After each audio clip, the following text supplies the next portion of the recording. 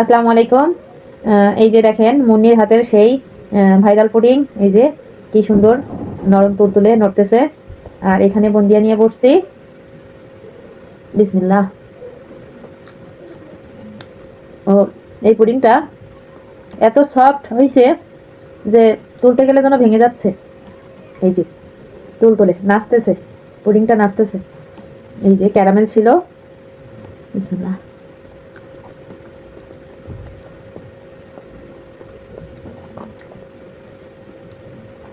আমি সবসময় এরকম হাত দিয়ে খাবার খেতে ভালোবাসি।